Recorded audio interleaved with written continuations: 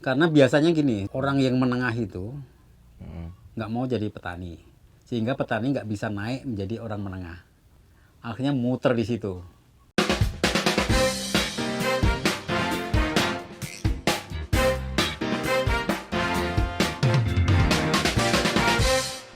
Terus saya mau inget nih, Mas kan juga beberapa kali ya pergi ke luar negeri gitu Iya, kan. iya.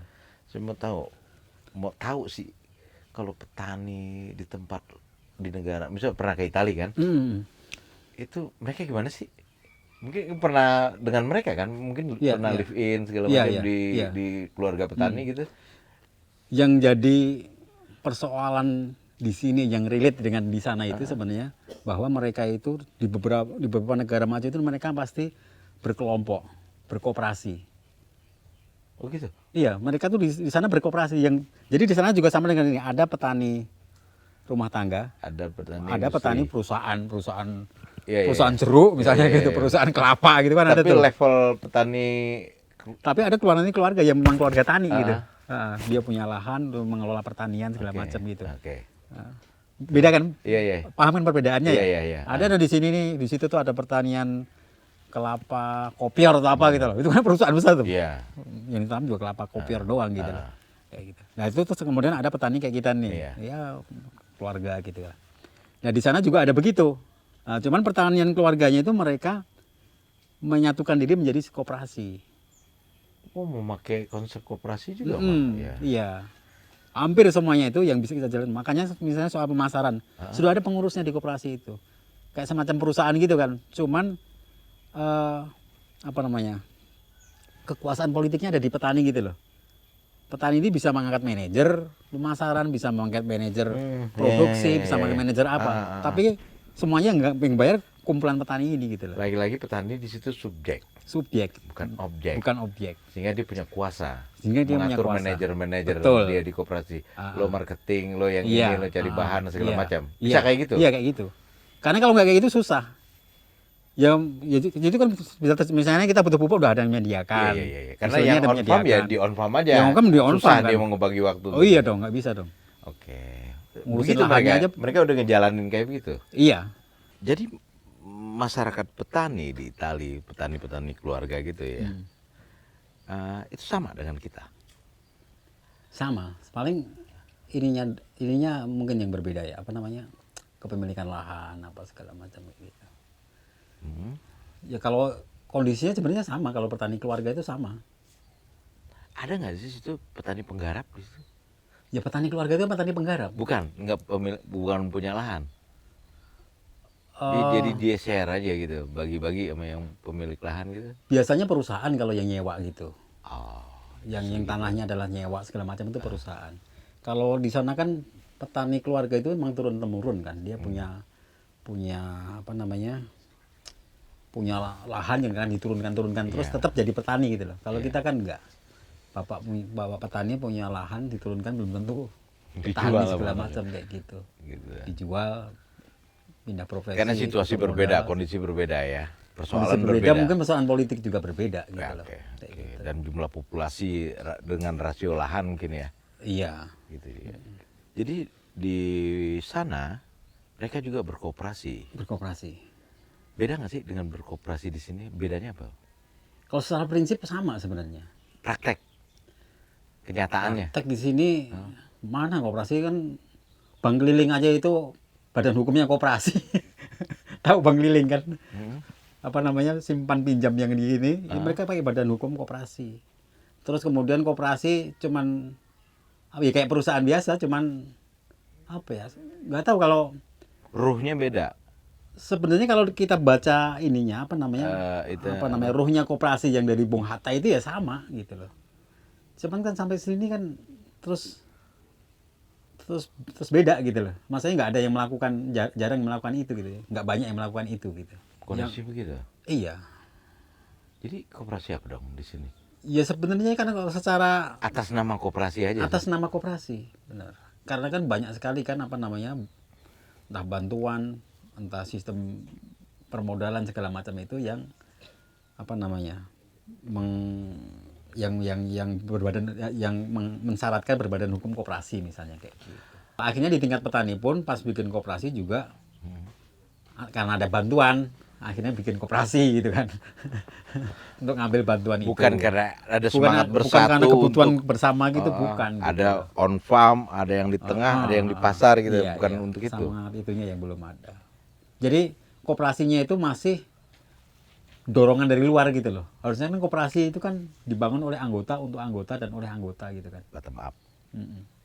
dari bawah justru. Iya, ya karena kan memang pemilik.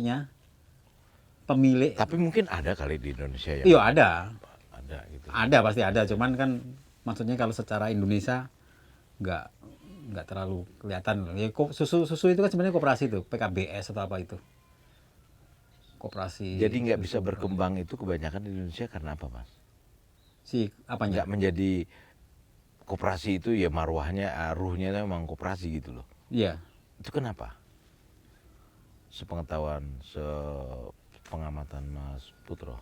Bisa jadi memang kalau pengetahuan saya soal pertama sebenarnya persoalan pertanian kita persoalan lahan tadi itu. Persoalan lahan itu terus sehingga tidak menyebabkan usaha pertanian itu adalah usaha yang formal lah ya, yang jadi usaha bener gitu loh. Cuman usaha yang Sampingan. entah sampingan, entah survive doang atau apa kayak gitu loh. Nah kayak gitu kan. Lah mengelola usaha yang sampingan sama mengelola usaha yang betul itu kan pasti beda itu. Mengapa mereka koperasinya berjalan? Karena mereka mengelola usaha yang betul. Kalau usaha yang betul kan perlu manajemen, perlu apa segala macam itu. Akhirnya kan dibutuhkan koperasi, dibutuhkan itu. Kalau ini kan ya karena usahanya subsisten gitu loh, kecil sekali gitu. Akhirnya nggak kepikiran itu gitu loh, nggak kepikiran harus ini. Toh mau menjual juga ada tengkulak. Toh mau ini juga ada warung apa segala macam gitu. Nggak berpikir hal lain bahwa yang akan merubah keadaan itu adalah dengan berkoperasi. Kalau di sana kan termasuk mungkin pendidikan segala macam ya. Termasuk misalnya itu perlu pengelolaan apa segala macam, pengelolaan keuangan segala macam kayak begitu. Kalau ada koperasi kan udah ada yang ngatur gitu. Harus ada manajemen, pemahaman terhadap manajemen. Iya. Pertanian. Iya. Gitu. Dan itu kan berarti kan harus menyadari bahwa memang ini usaha pertanian ini. Oke. Kita baru ngomong soal on farm-nya nih. Ya. Karena kan kalau nggak ada pemasaran, ya juga nggak ada gunanya juga nih gitu. Iya. Gitu. Nah, persoalan pemasaran produk petani, terutama petani mikro di Indonesia gitu, Mas. Bagaimana, Mas? Ya sebenarnya kan kalau kita lihat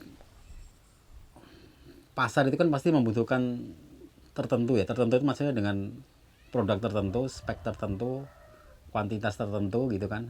Terus kontinuitas tertentu segala macam gitu. Nah, itu kan hal-hal itu untuk menjadikan seperti itu kan tidak bisa dilakukan di tingkat petani kita. Yang notabene petani subsisten kecil segala macam. Dan sendiri-sendiri. Nah, akhirnya itu dihandle oleh orang lain.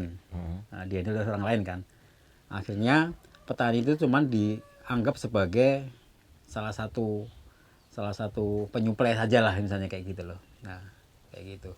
Lah, yang paling dekat ya pemasaran kan yang kita kenal kan tengkulak kalau di kampung-kampung kan. Karena kan pasarnya pasar tradisional segala macam kayak gitu. Nah, itu yang mengatur itu kan si tengkulak itu. Karena harga segala macam tertutup termasuk sebenarnya yang dibutuhkan pasar seperti apa juga nggak tahu petani kan. Tahunya cuma dari tengkulak bilang ini diminta ini kasihkan itu aja. Karena harganya murah, kalau produksi sedikit nggak jadi duit. Produksi banyak dong. Nah, padahal kalau produksi banyak terpaksa dia tertekan. Kalau nggak dijual bisa rugi dong. Akhirnya dijual walaupun murah. Jebakan juga. Nah, jebakan juga kan, lingkaran setan juga gitu loh. Akhirnya kan dijual murah. Lah itu yang melakukan memilah-milah nilai tambah itu ada di tengkulak. Tengkulak itu bisa mengatur nih yang jelek dibuang ke sini, yang bagus dibuang ke sana, yang ini buang ke sini gitu. Nah itu bisa melakukan itu, kayak gitu. Nah sebenarnya itu juga yang bisa dilakukan oleh koperasi tadi itu gitu loh. Ya, tapi dengan spirit yang berbeda. Dengan spirit yang berbeda, karena ini kan kekuasaannya ada di petani, pasti yang menguntungkan petani. Kalau ini kan spiritnya adalah keuntungan, pasti yang menghasilkan keuntungan terbesar bagi si pedagangnya ini kan. Mengambil semurah-murahnya, menjual semahal-mahalnya kan gitu. Nah kondisinya kan seperti itu. Yang idealnya adalah petani menang, pedagang menang, konsumen juga menang. Oh iya, ya adil sebenarnya. Adil. Kan ya kalau ada koperasi kan pedagangnya juga si koperasi itu. Hmm. Ini kayak gitu. Cuman kan koperasi tidak hanya sekedar perdagangan aja kan. Lah bentuk koperasi ini kan menariknya kan dia ngurusin urusan sosial, tapi ngurusin soal ekonomi juga gitu loh. Hmm. Kalau kelompok tani kan ngurusin soal sosial doang nih, sosial kehidupannya si petani. Kalau koperasi bedanya dia ngurusin ekonomi juga, pemasarannya apanya segala macam kayak gitu, bagaimana input produksinya segala macam. Pokoknya perusahaan banget lah gitu. Cuman perusahaan yang dimiliki oleh anggotanya gitu. Ya termasuk memaintain, mendampingi si petani. Betul. Ya, misalnya koperasi yang memutuskan, oh ini anggota kita ini kekurangan pengetahuan soal SOP budidaya ini nih. Ya. Ya, datangkan petani yang ahli untuk bidang pendidikan untuk menghasilkan SOP yang baik misalnya, atau sharing bagaimana menghasilkan produk yang baik misalnya. Nah itu bisa dilakukan hal-hal yang seperti itu di koperasi.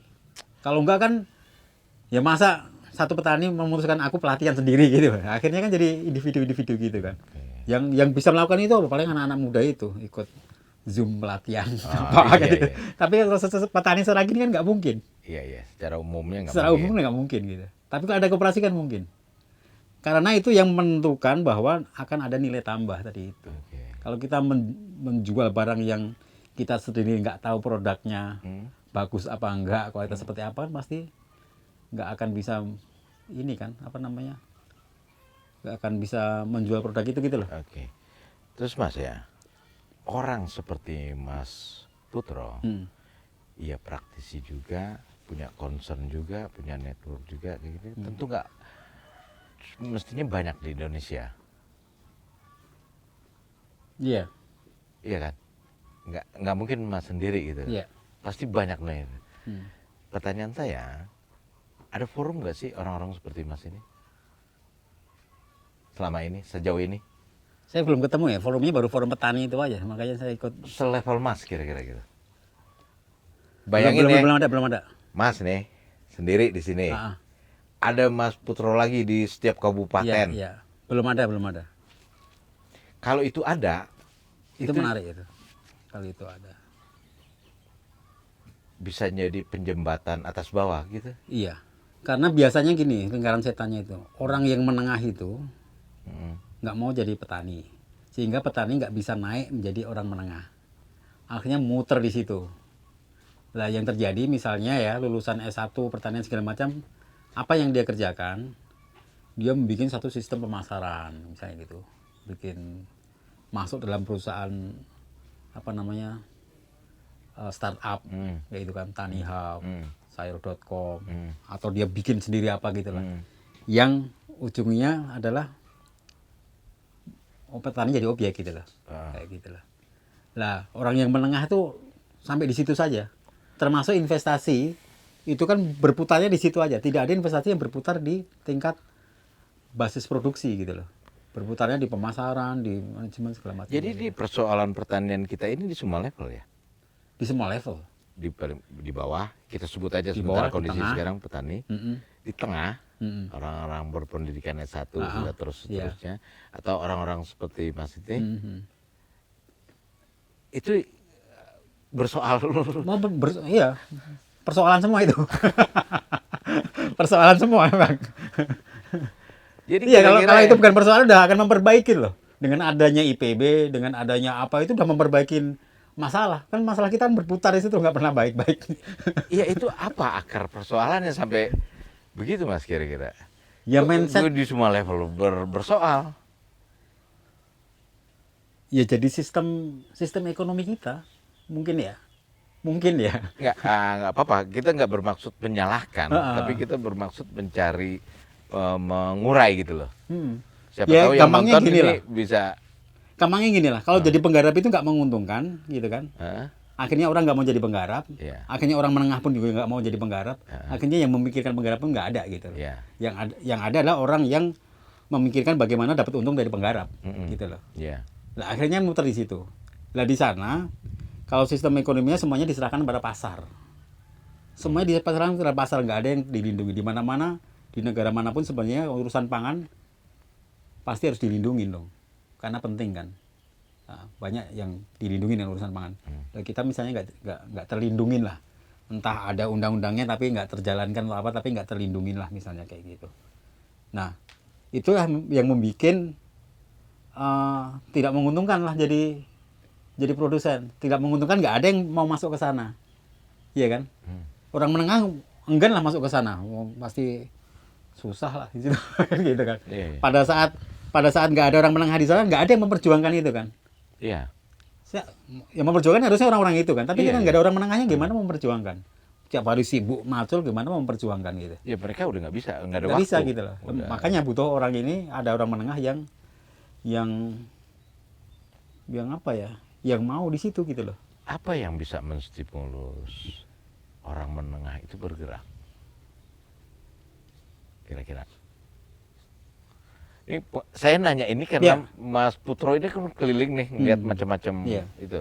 Ya misalnya kayak di itu tuh, apa namanya? Kadang-kadang kayak di luar negeri juga begitu. Orang ya karena ada ikatan batin dengan pertanian itu salah satunya ya. Kayak teman saya misalnya ada sekolah sampai ke Berkeley gitu, S3 gitu. Balik lagi jadi petani teh di Jepang misalnya kayak gitu. Karena dia merasa ada ikatan batin bahwa penting untuk meneruskan generasi penghasil teh itu dari leluhurnya misalnya kayak gitu. Lah artinya bagaimana kita bisa melihat itu penting gitu loh. Penting sampai lebih penting dari sekedar uang gitu. Siapa yang bertanggung jawab Mas untuk melahirkan pemikiran kayak gitu? Ya utamanya negara. Karena negara yang punya bisa ngatur sistem pendidikan, bisa ini apa segala macam kan, dari pendidikan, kebijakan pertanian, dari kebijakan soal lahan, dari pekerjaan macam-macam kan. Oke.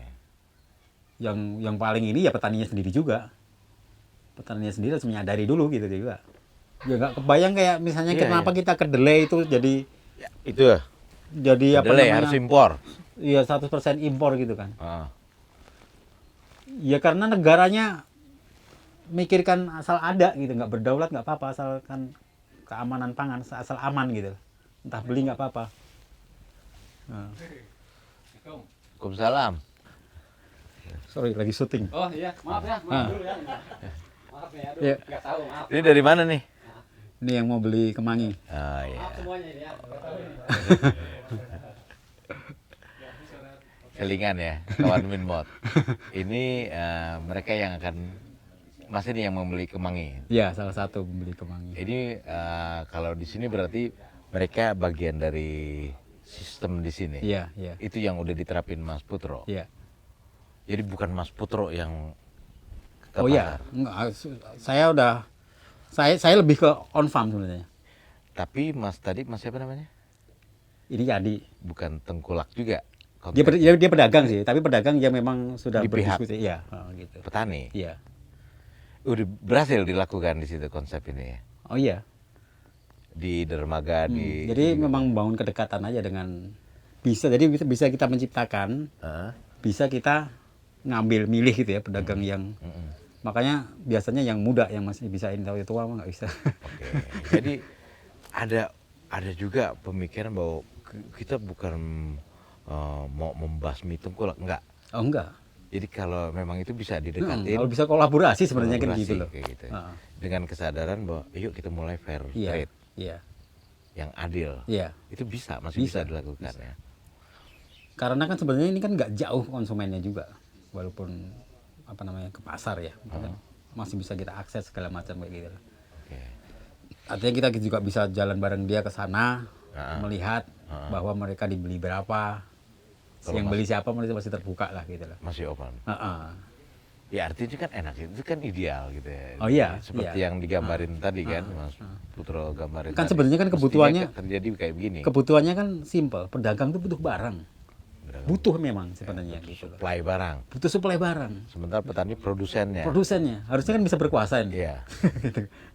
Nah, kita mengatur itu aja. Bahwa bagaimana kita yang menyediakan kok gitu loh. Oh, kesadaran pemikiran itu yang harus ditumbuhkan.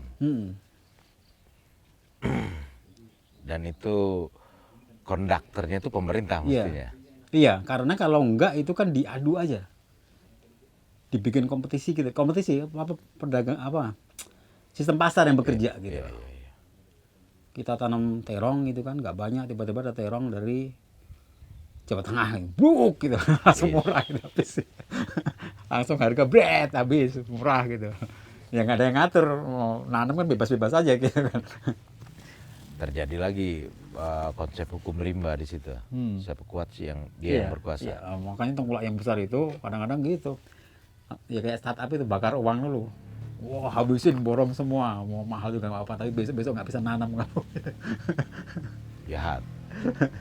Ya yang jahat, kan nggak semua juga. Nggak semuanya. Nggak ada yang hitam putih gitu ya. Iya. Ada yang mainnya ya permainan modal bermodal gitu ada.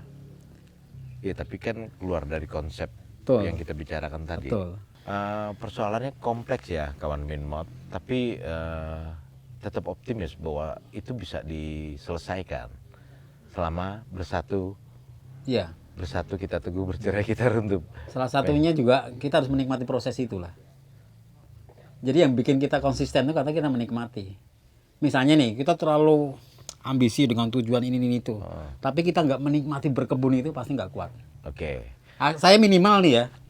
Misalnya belum panen, saya sudah bisa menikmati misalnya menyangkul, menikmati mengolah segala macam itu yang bikin saya konsisten. Oke, di suatu situasi mungkin Mas Putro bisa kayak gitu karena mungkin fasenya udah di situ. Betul. Tapi kalau yang kebanyakan mungkin fasenya baru survival nih, masih mikirin besok gue makan apa. Iya. Mungkin belum bisa ngelakuin kayak gitu. Ya mungkin iya bisa jadi. Gitu, Makanya diperlukan kebersamaan tadi itu. Oke. Termasuk ini ya penyadaran tetap terus ya. Iya, iya. Karena kan dapat penghasilan 10.000 kurang 20.000 kurang 30.000 kurang kan terus gitu. Oke. Kalau nggak ada penyadaran ya. Iya. Sampai kita kan mobilisasi sosialnya gitu dari petani sampai jadi penjual, jadi pedagang. Jadi pedagang pun tetap nggak puas, nanti jadi pedagang besar, segala macam. Nggak ada habisnya. Sampai tua paling, ya saya udah tua, udah ini paling gitu doang, menyesal doang. Nah, membuat Ya cuman sampai ke situ, mikir sampai ke situ kan, nggak tahu ya. ya itu yang mau saya tanya, kenapa Mas Putro bisa sampai di situ? Karena bertani kita sebut baru 11 tahun. Berapa tahun? Dari 2011 tadi. 2005. 2005. Iya. Gitu. Tapi udah sampai di fase begitu. Boleh dong dikasih kuncinya. Pertama tadi seneng emang. Jadi seneng itu kalau rugi ya diatasi gitu.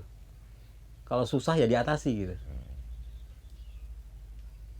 Nah senengnya itu mungkin karena saya awalnya dari pecinta alam gitu ya.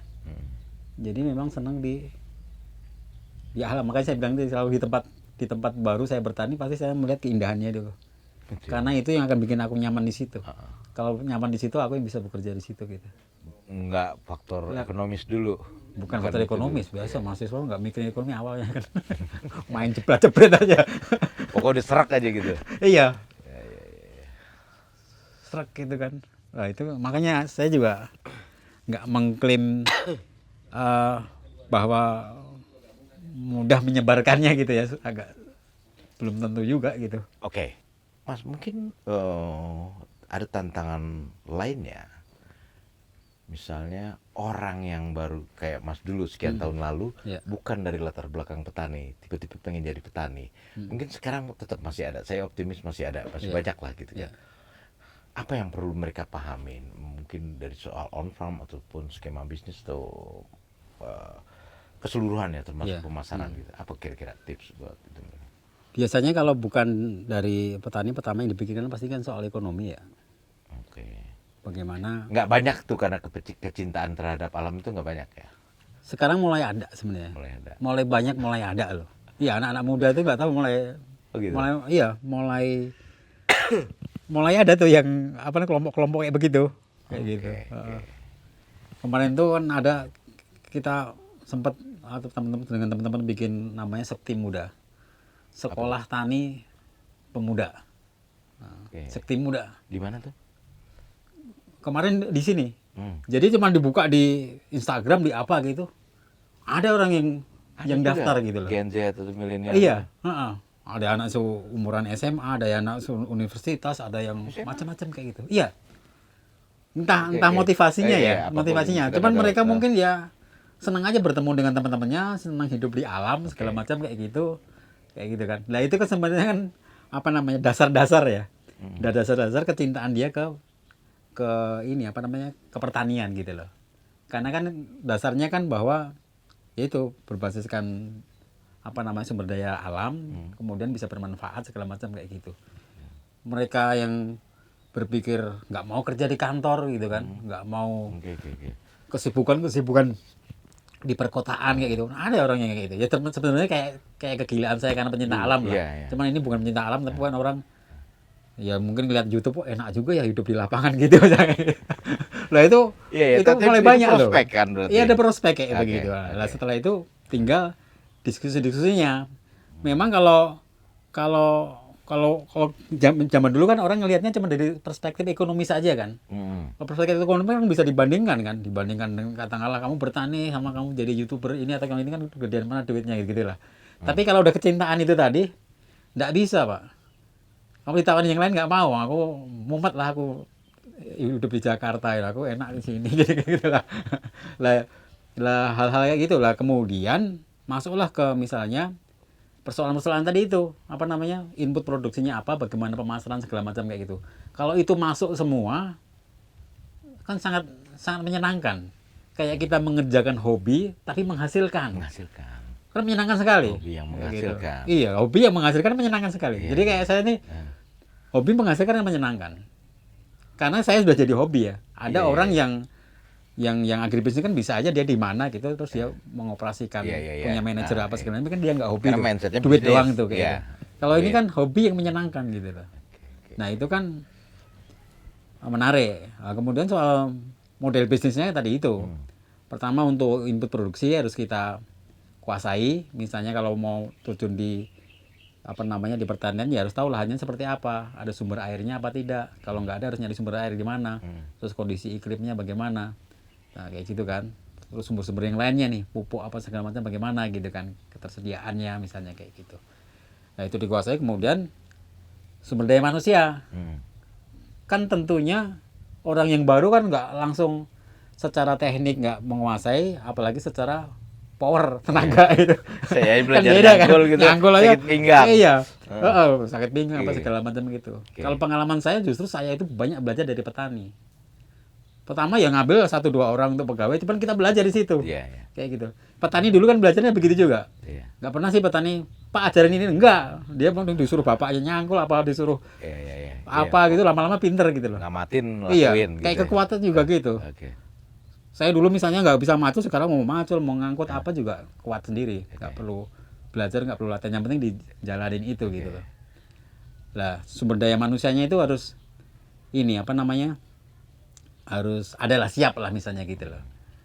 Lah paling enak memang ada kultur kan. Misalnya ada kultur biasa nanam cabai, tomat apa, ada kultur biasa nanam ini apa namanya, sayuran daun segala macam gitu. Di satu tempat tuh biasanya ada kultur kayak begitu. Nah itu apa namanya akan lebih mudah kalau kita mulai dari situ. Misalnya di sini bayam kangkung kan, kamu masuk dulu aja bertani bayam kangkung, misalnya gitu kan. Nah, berarti kan nanti kan ada yang bantuin teknik nyangkulnya, ada yang bantuin apa itu sambil kita belajar kayak gitu. Nah kemudian barulah kita modifikasi mau nanam apa lagi segala macam kayak gitu. Tapi intinya harus core bisnisnya itu harus ada gitu loh, mau jual apa dulu kayak gitu. Lah apalagi kalau sudah ada pasarnya.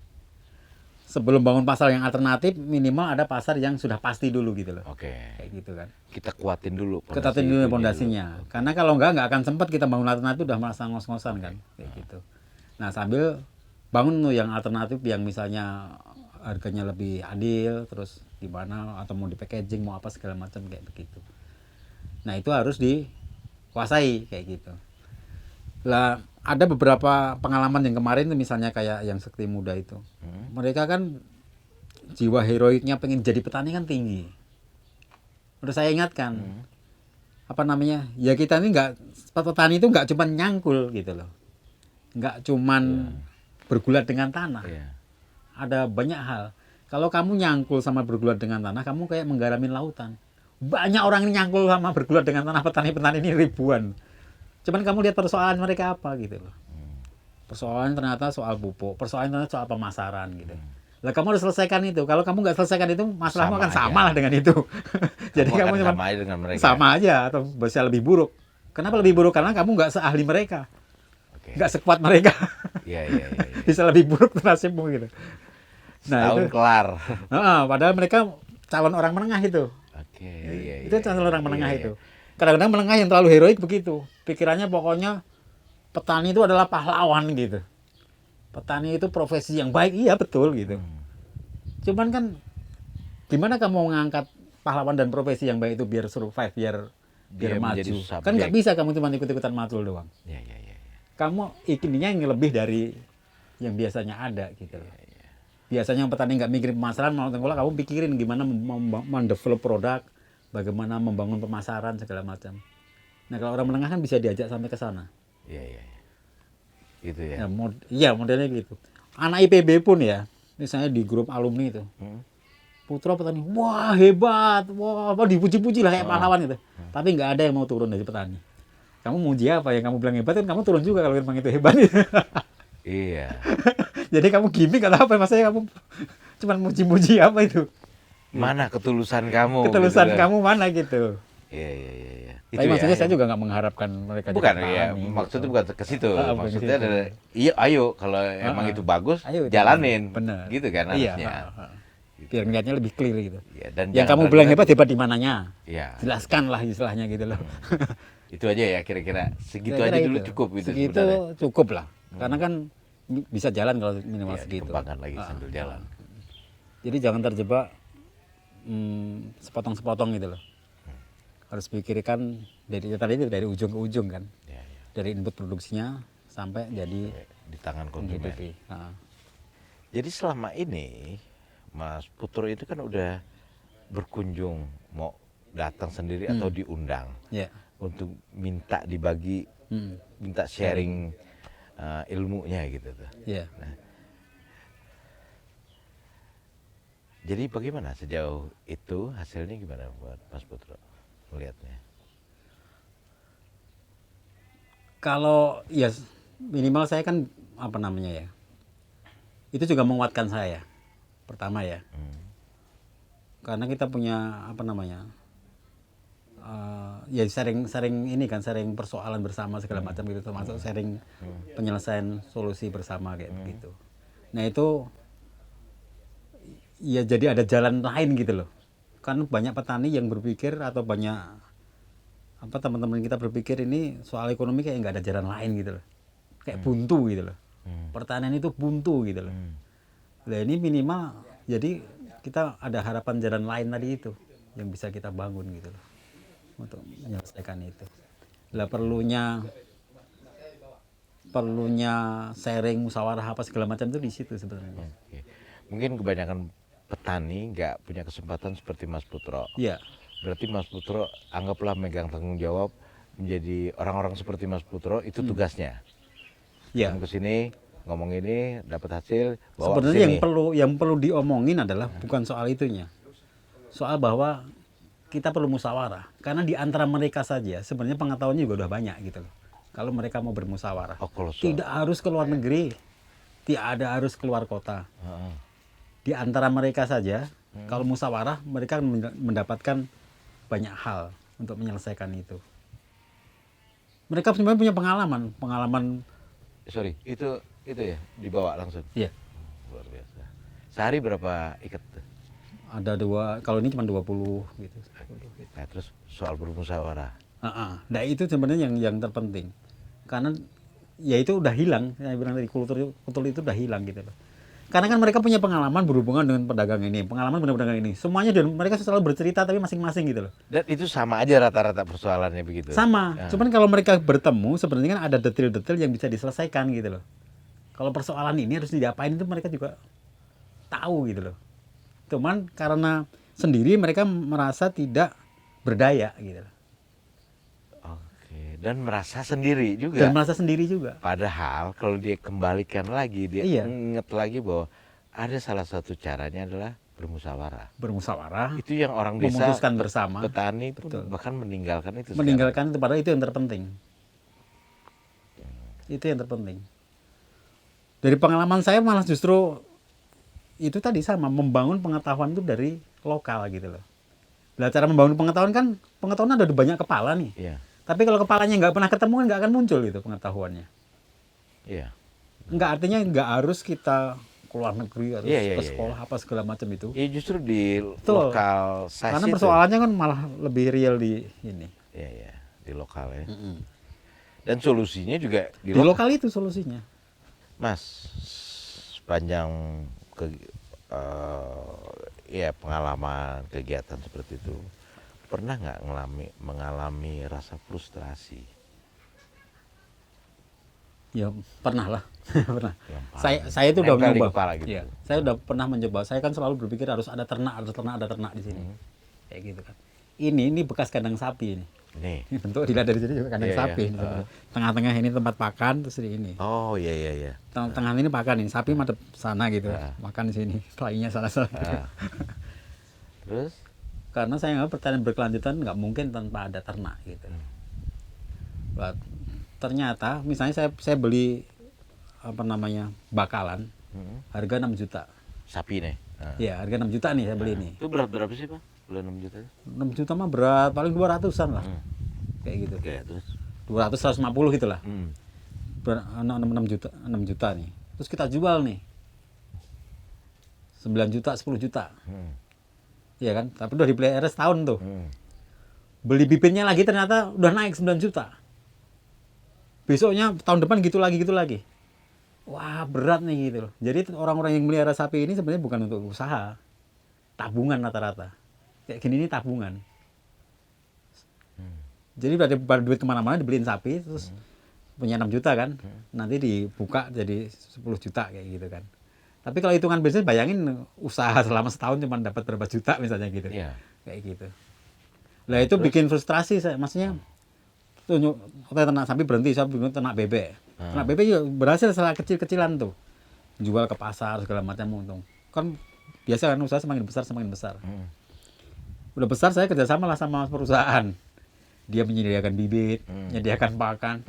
Dah ternyata jadi nggak untung Pak. Padahal tambah besar. Karena? Ya karena disediakan dia semua itu pakannya ada harganya sekian, bibitnya sekian, jadi tipis.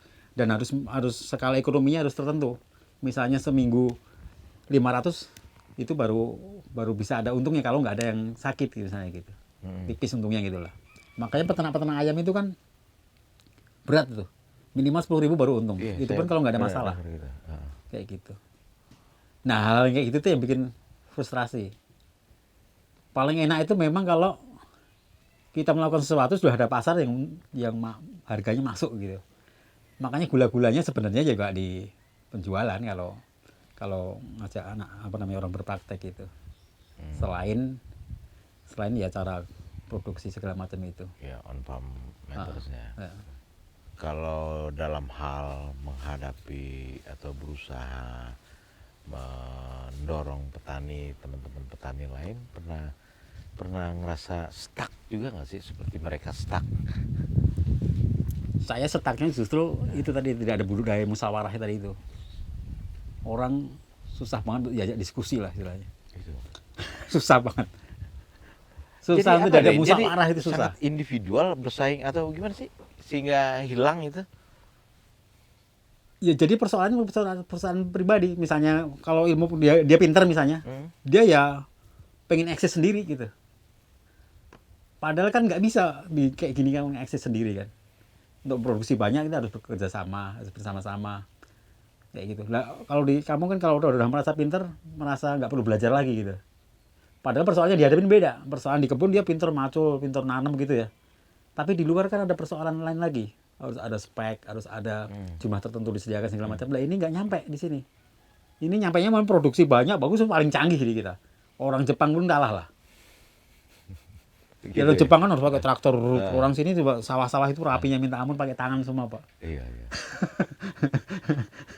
Manual. Pokoknya secara teknik itu Pak jago lah. Oke, teknik kita nggak ada masalah. Nggak ada masalah. Sebenarnya itu. Iya, Cuma ya cuman terus persoalannya akhirnya untuk kan bersatu itu. bersatu sehingga ya bersatu macam-macam ya hasilnya kan. Ada di pemasaran, ada di pengetahuan, Iya, sehingga ada di bersatu apa. itu supaya menjadi subjek lagi posisinya gitu Iya, kan. benar. Sama dengan di hal lain merebut kemerdekaan. Setelah bersatu baru bisa. Iya. Setelah 1908, 1928 Iya. baru Iya. bergerak. Ada yang cara diplomatis, ada yang cara Iya. di lapangan itu. Nah, sekarang ini orang yang punya waktu tidak mau kita ajak begitu. Jadi kapan mau dibikin kebangkitan nasional petani Indonesia? Dalam tempo yang sesingkat-singkatnya. Cuman masalahnya kan juga itu. Kita ini kan praktisi ya.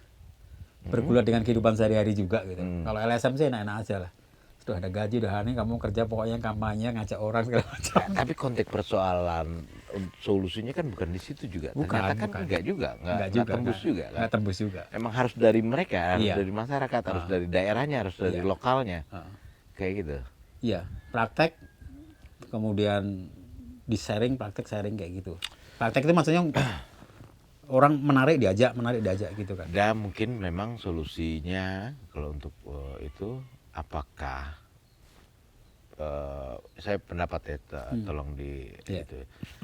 Saya berpikir mungkin ya pemerintah sebagai regulator, tapi dia juga yang sebagai konduktor, artinya sistem itu dipastikan jalan dengan baik. Itu Iya. memungkinkan nggak sebenarnya? Lebih konkret nggak? Konkret lah, mungkin kan. Kita kan sebenarnya kalau secara struktur organisasi pemerintah kan ada semua itu gitu loh. Oke. Dari apa namanya, dinas, penyuluh, apa segala macam sampai Lengkap bawah kan itu. ada lengkap lah. Cuman kan nggak bekerja semua tuh. Jadi persoalannya political will pemerintah. Iya, sama kulit nggak tahu ya, political will kali ya. Political will. Political will. Menurut saya. Nah, bisa jadi. Karena Iya. aturan kan udah ada, Iya. sanksi udah ada. Ya seharusnya kan kita harus ada di, bukan pemerintah, maksudnya harus mempengaruhi kebijakan juga kan. Padahal untuk Pasti, mempengaruhi, kalau untuk gitu. mempengaruhi kebijakan kan itu kita juga harus butuh persatuan gitu. Hmm. Kayak gitu kan. Mau di tingkat desa, mau di tingkat manapun kayak gitu. Nah, tantangan sebenarnya di persatuan itu. Nah, kan bisa aja persatuan itu kan bisa dibikin top down atau bottom up gitu lah. Ya.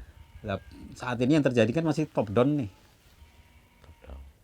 Top down nih. Iya, iya. Beberapa organisasi bikin organisasi kemudian Bikin koperasi karena ada program bantuan. bisa bikin koperasi, bisa bikin judicial review, tapi kan semua atas nama petani kan. Cuman kan ya judicial review untuk masalah apa gitu kan. Masalah food estate, masalah apa misalnya gitu yang berhubungan dengan petani gitu lah. Iya. Tapi itu ya nggak didukung oleh kelompok besar petani gitu loh. Oke. Nah, harapan Mas Putro ke pemerintahan nanti ya dilantik itu kan 20 Oktober ya. Di hal pertanian harapannya apa? Atau harus bagaimana pemerintah juga sarannya?